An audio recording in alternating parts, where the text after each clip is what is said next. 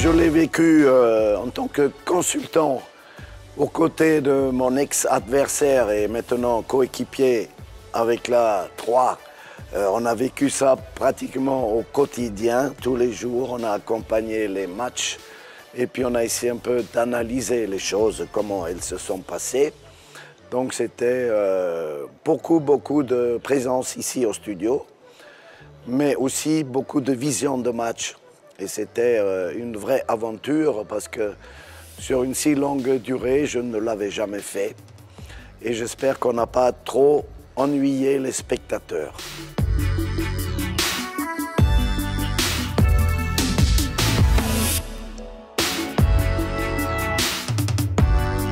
Je suis allemand et français. J'ai double nationalité, mais je suis né en Allemagne, donc je me sens un peu plus... les racines sont allemandes. Et après, avec le football à Bordeaux, on m'a demandé de me naturaliser pour pouvoir recruter 2 autres étrangers. À l'époque, c'était limité. On ne pouvait pas avoir plus que 2.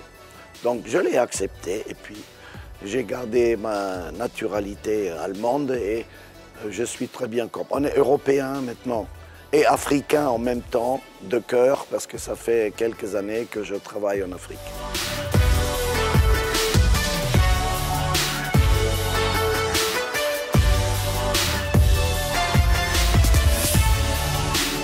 Le premier contact avec le football, c'est dès la naissance, parce que je suis né dans une famille de 6 enfants, le dernier, et tout le monde a joué au foot. Et il fallait faire un 3 contre 3 dans le jardin, où mon père avait mis 2 petits buts là, un peu comme vous avez là dans le studio. Et nous avons joué. Dès que j'ai pu me mettre sur pied, j'ai dû participer dans ces équipes de 3. Donc j'ai grandi avec mes 4 frères et ma sœur qui, elle aussi, a joué au foot. En faisant ça, mon père était prof de gym et aussi entraîneur après sa carrière de joueur. Et mon grand-oncle était le premier footballeur professionnel allemand parce qu'il est parti dans les années 30 du Bayern en passant par la Suisse. Il a fui les nazis qui avaient pris l'Allemagne un petit peu sous leur houlette. Il a voulu fuir et il est allé en Suisse et de là il est allé à Strasbourg signer un contrat de professionnel en 1934. Donc c'était le premier Allemand professionnel de football. On en est fiers, toute la famille, et mon père aussi était un bon joueur, mais pas un buteur comme mon grand-oncle qui a fait meilleur buteur en France en 1937.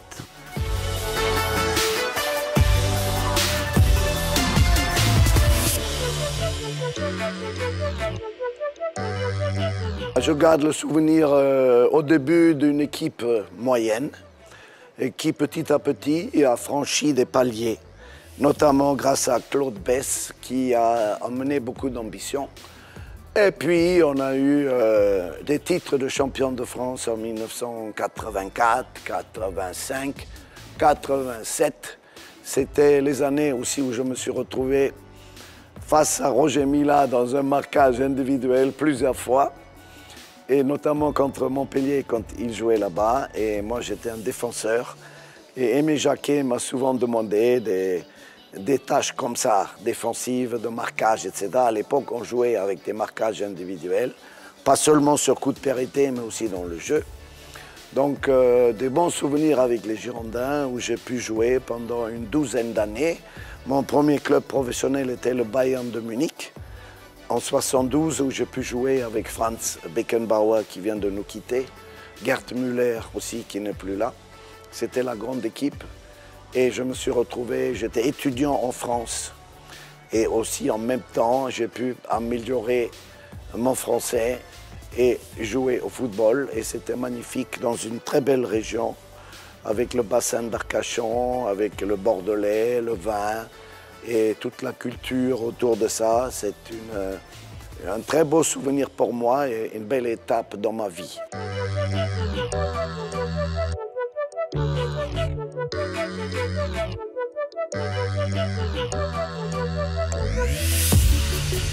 Oui, bien sûr. Notamment Battiston qui est toujours au club. Je crois qu'il va prendre sa retraite cette année à l'académie. Il va, je pense, arrêter, mais je le vois régulièrement. Marius, je le vois, il a pris sa retraite déjà, mais on se retrouve au stade régulièrement. Tigana, je l'ai croisé aussi par-ci, par-là. Il a quitté le football un peu plus tôt que les autres. Alain Giresse, évidemment, j'ai joué pendant des années avec lui. Et puis je l'ai rencontré après comme adversaire à la CAN, notamment au Gabon, où il coachait le Mali et moi le Gabon. Et puis à la CAN 2019, on s'est retrouvés avec Alain, il s'occupait de la Tunisie et moi du Nigeria. Et on a fait le match pour la médaille de bronze que nous avons remporté à 1-0. Donc c'était toujours des retrouvailles très sympathiques.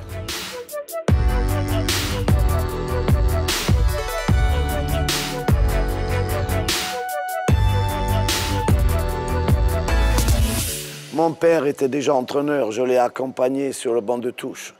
À l'époque, les coachs pouvaient emmener leur fils sur le banc de touche, quelque chose qui n'est pas imaginable aujourd'hui, mais c'était un football un peu plus humain. Il s'est même mis derrière le but parfois, parce qu'il a dit « je préfère me mettre derrière le but » pour voir le jeu de derrière et conseiller le gardien aussi pour ses placements. Donc c'était dans les années 60 et après, comme tout le monde, j'ai fait ma carrière et j'ai passé mes diplômes d'entraîneur. En même temps que j'ai fait mes dernières années de carrière, j'ai déjà commencé pendant les vacances d'aller à Vichy, plus tard à Clairefontaine, pour passer chaque fois qu'il y avait les vacances, mes stages d'entraîneur.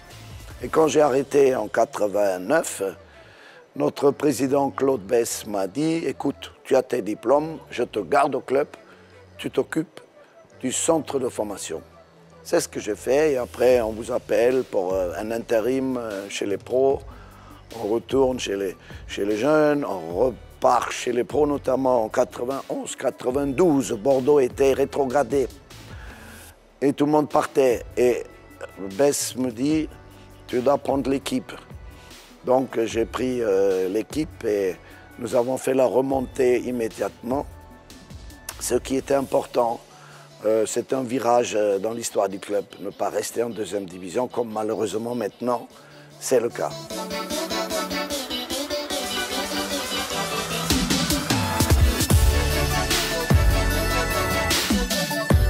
Le match Bordeaux-Milan, qu'on avait perdu 2-0 à Milan, et avec une équipe moyenne, mais avec 3 jeunes très doués qu'on avait eu dans le centre de formation, Dugarry, Lizarazu, Zidane, qui était inconnu encore à ce moment-là, 96.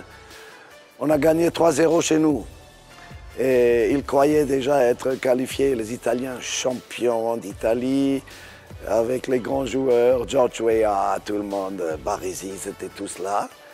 Et on a fait la surprise, ça c'était un match exceptionnel qu'on n'oubliera jamais.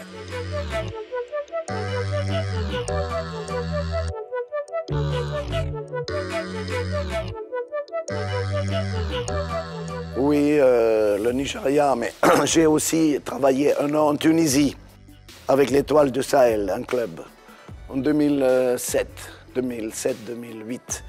Et après, dans les équipes internationales, et il y avait de la qualité un petit peu partout, mais j'avais le jeune Aubameyang au Gabon, j'avais le jeune Osimhen au Nigeria, et on avait d'ailleurs l'équipe la plus jeune à la Coupe du Monde 2018, une moyenne d'âge de même pas 24 ans. Et je vois des garçons maintenant qui arrivent à maturité, qui faisaient partie de cette équipe, et c'est formidable.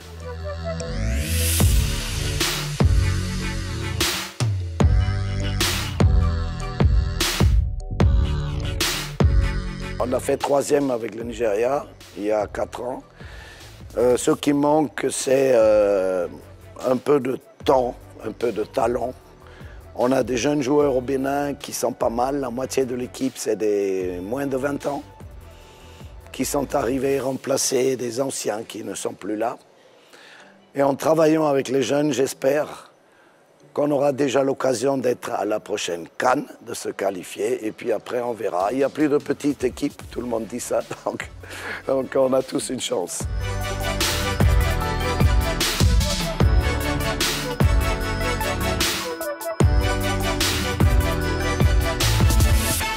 Oui, il suffit de voir le niveau des matchs là. Il y a déjà un niveau de jeu qui est vraiment très très agréable à regarder. Vous avez plus de buts que jamais. Vous avez des équipes offensives, mais d'autres qui jouent un peu plus le contre. Donc il y a de tout. Il y a un mix de tout. Et je pense que ce niveau du football en Afrique, il fait vraiment des grands progrès. Et les gens ne s'y trompent pas parce que les stades sont pleins. Et quand on va voir un beau spectacle, c'est toujours évidemment la preuve que la qualité est là.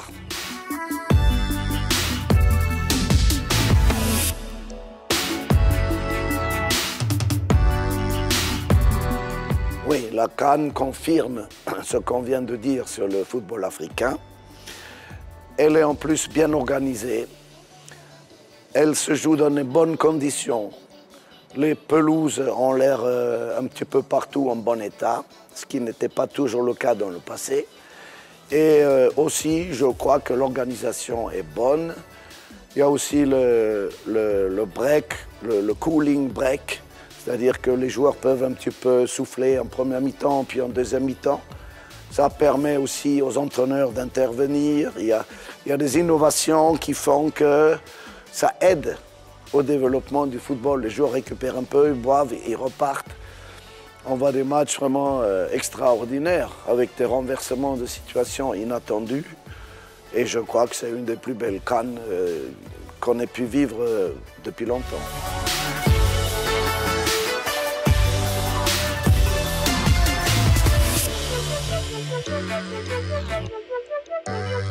Oh, moi j'aime beaucoup la musique, la nature, la mer, les enfants, j'en ai 4.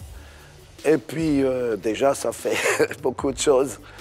Et si on a la chance d'avoir un peu de bonne gastronomie, c'est pas plus mal.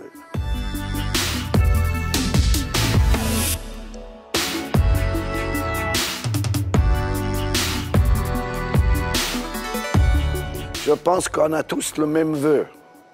On a tous les mêmes vœux, que ce soit Roger où il a dû dire la même chose si vous lui avez posé la question. C'est qu'enfin une équipe africaine remporte le titre de champion du monde de football.